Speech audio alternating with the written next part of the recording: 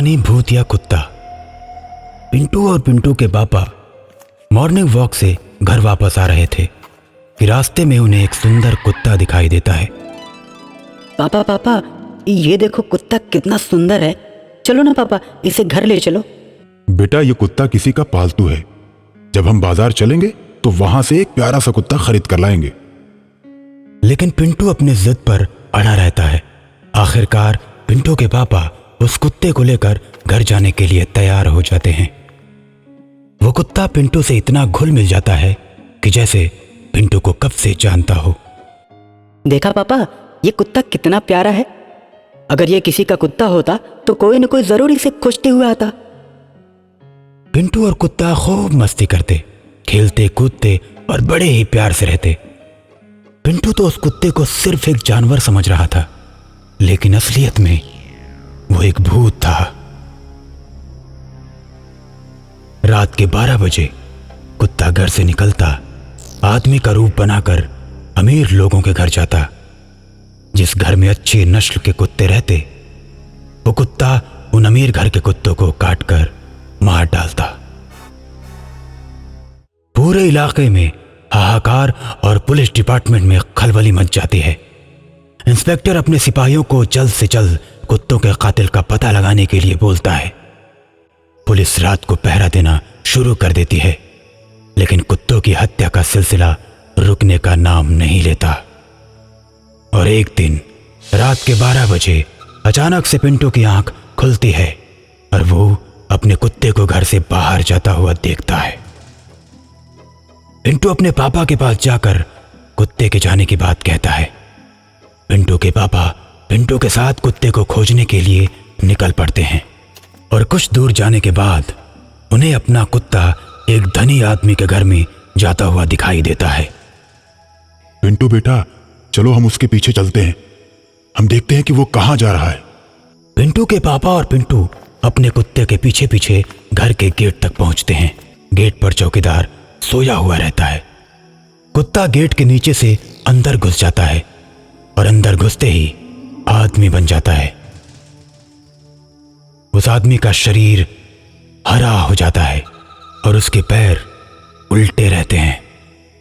अब वो भूत बन चुका कुत्ता घर के बंधे हुए कुत्ते को पकड़कर उसकी गर्दन काट देता है। ये देख पिंटू के पापा सारा माजरा समझ जाते हैं कि कुत्तों को मारने वाला कोई और नहीं, यही है। अब पिंटू के पापा थाने में फोन करके सारी बात बताते हैं। थोड़ी ही देर में पुलिस की गाड़ी आ जाती है।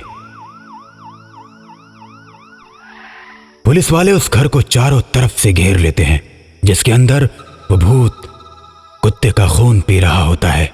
तुम जो भी हो, अपने आप को पुलिस के हवाले कर दो। इसी में तुम्हारी भलाई है, नहीं तो तुम्हारा इनकाउंटर कर दिया जाएगा। अपने हाथ ऊपर करो और चुपचाप बाहर आ जाओ। इंस्पेक्टर के कई बार बोलने के बाद भी वो बाहर नहीं आता। अब हमारे सिपाही अंदर जा रहे हैं और तुम्हारा इनकाउंटर करेंगे। इतना कहकर इंस्पेक्टर सिपाहियों को आदेश देता है और सिपाही गेट के अंदर घुस जाते हैं और देखते हैं कि सामने वो आदमी खड़ा है जिसने कुत्ते को मारा। उसके मुंह पर खून ही खून लगा हुआ है।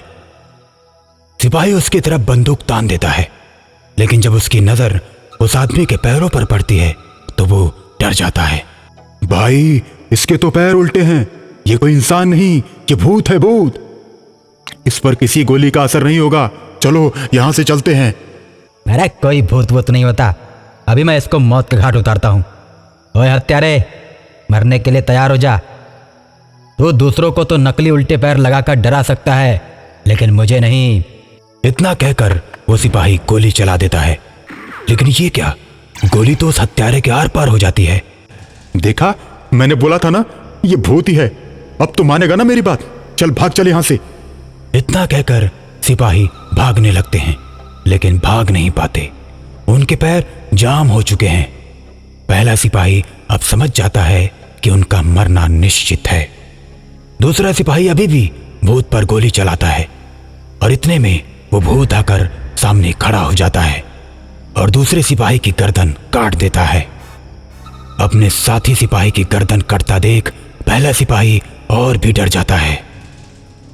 धीरे धीरे वो भूत पहले सिपाही को छोड़कर सभी सिपाहियों की गर्दन काट देता है और अंत में बचे हुए सिपाही के पास पहुंचता है। मैंने तुझे इसलिए नहीं मारा क्योंकि तुझे मेरे बारे में पता चल गया था और तू बार बार यहां से जाने के लिए बोल रहा था। मुझे मेरे काम में रुकावट डालने वाले पसंद नहीं। तूने अपने साथियों को समझाया लेकिन किसी ने तेरी बात नहीं मानी और सबको मैंने मार डाला। अब बता तेरी क्या मदद कर सकता हूं? तुम इतने ही अच्छे हो तो हत्या करना छोड़ क्यों नहीं देते?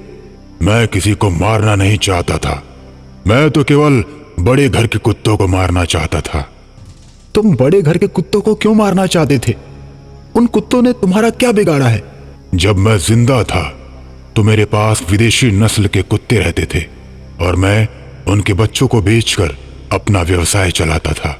एक बार क्या हुआ कि कुत्तों की बीमारी ऐसी आई कि मैंने जितने भी बच्चे बेचे थे वो सब बीमारी की चपेट में आकर मर गए और जो लोग बच्चे खरीद कर ले गए थे सभी लोगों ने मुझे बहुत मारा।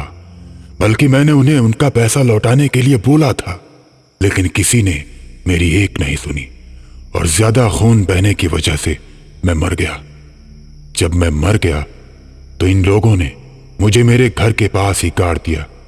तब से मेरी आत्मा भटक रही है। ठीक है, मैं तुम्हारा अंतिम संस्कार करूंगा और तुम्हें मुक्ति भी दिलवाऊंगा। इतना कहकर सिपाही भूत के घर जाता है और जमीन खोदकर उसके कंकाल को निकालकर उसका अंतिम संस्कार कर देता है। भूत को मुक्ति मिल जाती है और सभी लोगों को शांति। भूतिया मोबाइल। सर्दियों की छुट्टियां थी। मोनू एल्कॉन पब्लिक स्कूल में 5वीं क्लास का स्टूडेंट था। इतना सारा होमवर्क बाकी था और छुट्टियां भी खत्म हो रही थी, लेकिन मोनू तो होमवर्क करने का नाम ही नहीं ले रहा था, बल्कि बेड पर बैठा बैठा मोबाइल पर गेम्स खेल रहा था। ये सब देखकर उसकी माँ सरिता बेहद नाराज हो रही थी। उसने बार बार मोनू को समझाया, मगर मोनू पर किसी की बात का कोई असर ना होता था। एक दिन सरिता ने गुस्से में आकर कहा, मोनू, कितनी बार तुम्हें मोबाइल में गेम खेलने से मना किया है? हाँ? और कितना होमवर्क भी तुम्हारा बचा हुआ है। कब करोगे अपना होमवर्क? अच्छे बच्चे पढ़ाई लिखाई करते हैं, यूं मोबाइल पर वक्त जाया नहीं करते। ओहो मम्मी, मैं इस मोबाइल पर भूतों का खेल खेल रहा हूँ। बड़ा मजा आ रहा है। क्या कहा? भूतों का गेम? रुको, मैं अभी तुम्हारे पापा को फोन करती हूँ, वो ही तुम्हें सबक सिखाएंगे। चलो उठो और अपनी पढ़ाई करो। ओहो मम्मी, आखिरी गेम तो चल रहा है, कुछ ही देर में फिनिश भी हो जाएगा। Please mummy. इतना सुनते ही सरिता ने मोनू के हाथ से मोबाइल छीना और एक तरफ फेंक दिया। मोबाइल फेंकने की देर थी कि अचानक उसमें से एक भूत बाहर निकल आया और वो बोला, ये मोबाइल भूतिया है। मैं इस मोबाइल के चक्कर में जान दे चुका हूँ और अब तुम दोनों के मरने की बारी है। ये तुम कौन हो और तुम्हारी हमसे क्या दुश्मनी है? हमें इंसानों से सख्त नफरत है। वो हमें बिल्कुल भी मदद नहीं करते और उल्टा जान से मार देते हैं। हमें छोटी छोटी गलतियों का इतना बड़ा दंड देते हैं। इतना कहकर भूतिया मोबाइल का भूत मोबाइल के अंदर वापस चला गया। उधर मोनू और उसकी माँ सरिता डर के मारे कांप गए। कुछ भी करके अब उनको उस भूतिया मोबाइल से निजात पानी थी। अचानक सरिता को एक आइडिया आया। उसने फौरन मोबाइल उठाया और ले जाकर रेलवे ट्रैक पर फेंक दिया। लेकिन ये क्या, जैसे ही एक एक्सप्रेस गाड़ी पटरी से होकर उस मोबाइल के ऊपर से गुजरी, वैसे ही मोबाइल में से एक जोरदार धमाका हुआ और उस धमाके से पूरी की पूरी ट्रेन उधर ही पलटकर गिर गई। इस भयंकर हादसे में बहुत सारे लोग मारे गए और वो मोबाइल का भूत सरिता के घर वापस आ गया।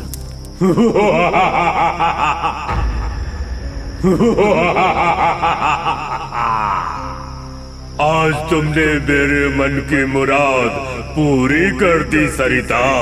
देखो ना, भयंकर हादसा कर दिया और मुझे एक ही वक्त में इतने सारे लोगों को मारने का मौका मिल गया। देखो, तुम फौरन उस मोबाइल के अंदर वापस चले जाओ और फिर कभी मत आना मेरे घर में। ठीक है, मैं वापस फिर कभी नहीं आऊंगा।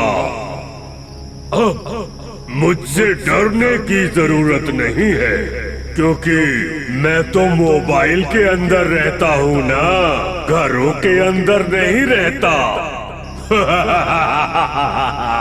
आज मोनू ने मोबाइल में खेल खेला है, कल सोनू खेलेगा और परसों कोई और जैसे जैसे इंसान मोबाइल में भूतों वाला खेल खेलेंगे, वैसे वैसे मैं हर घर में पहुंच जाऊंगा। मेरा काम तो और आसान हो जाएगा।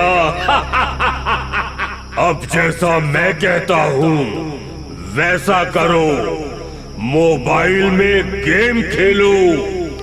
देखिए भूत अंकल, मैं आपको प्रॉमिस करता हूँ, आगे से मैं भूतों वाला गेम नहीं खेलूंगा और आपको नुकसान भी नहीं पहुंचाऊंगा। लेकिन अंकल प्लीज प्लीज मुझे छोड़ दीजिए, मैं अभी और जीना चाहता हूँ अंकल। ओ मोनू, बड़ी दया आती है तुम पर, मगर मैं भी मजबूर हूँ ना। भूत हूँ भाई, भूत, और भूतों का तो काम होता है लोगों को मौत देना। अब तुम गेम नहीं खेलोगे मोनू, तो मैं लोगों को कैसे मारूंगा? चलो उठाओ मोबाइल और शुरू करो भूतों वाला खेल खेलना। ठीक है अंकल, मैं खेल खेलता हूँ। भूत के डर से मोनू ने जैसे ही मोबाइल उठाया और उसमें भूतों वाले गेम की वेबसाइट खोली, वैसे ही उसे वही ट्रेन एक्सीडेंट दिखाई दिया जो कि रेलवे ट्रैक पर एक दिन पहले हुआ था। मम्मी मम्मी मम्मी देखो ना, भूत अंकल ने किस तरह से ट्रेन एक्सीडेंट में इतने सारे लोगों को मार दिया। मोनू, मैं फिर कहती हूँ तुम ये गेम खेलना बंद करो। मम्मी, मैं गेम खेलना कैसे बंद करूं? अगर मैं गेम नहीं खेलूंगा तो भूत अंकल मुझे मार देंगे। आप मुझे खो देना चाहती हैं हमेशा के लिए? बोलो मम्मी, बोलो ना मम्मी। बच्चा बेहद डरा हुआ था, लेकिन माँ ने हिम्मत नहीं हारी। उसके दिमाग में ये बात आई कि इस समस्या से तो मंदिर के पंडित जी ही छुटकारा दिला सकते हैं। आखिर शैतान और भगवान का झगड़ा तो पुराना है। उसने फौरन मंदिर के पंडित जी को मैसेज भेज दिया और फिर 5 मिनट के अंदर मंदिर के पंडित जी सरिता के घर पहुंचे। उन्होंने एक ही नजर में घर का सारा नजारा भांप लिया और फौरन भूत को वहीं रुक जाने का आदेश दिया। रुक जाओ भूत, जब से ट्रेन हादसा हुआ है कितने ही परिवार बर्बाद हो गए। क्या तुमने उनके बारे में सोचा? और अब जिस घर में तुमने आश्रय लिया है उन घर वालों को ही मारने चले हो? बड़े नीच हो तुम। देखिए पंडित जी, नीच तो मैं हूँ ही, हमारी जात का काम है नीचता दिखाना। भाई हम तो मजबूर हैं। आप पंडित लोग क्यों चले आए हमसे झगड़ने? हमारे बीच में दखल ना ही दो तो अच्छा है पंडित, वरना इन लोगों के साथ तुम भी मारे जाओगे आज। और फिर इंसानों को मारने में हमें देर ही कितनी लगती है। इतना कहकर उस भूत ने एक भयानक चेहरा बना लिया। क्रोध से बिलबिलाकर वो पंडित को मारने के लिए दौड़ा। उधर पंडित जी भी भूत को मारने की योजना बना ही रहे थे कि तभी उनकी नजर घर में बने मंदिर की पवित्र ज्योत पर पड़ गई। उन्होंने फौरन उस दिव्य ज्योति को उठाया, उस जलते हुए दीपक को उठाकर भूत के ऊपर दे मारा, जिससे भूत वहीं पर धूम धूम करके जल उठा। इधर भूत का शरीर अग्नि में भस्म हुआ तो उधर बेड पर रखा मोबाइल भी फट गया और साथ ही खत्म हुआ भूतिया मोबाइल का खेल भी।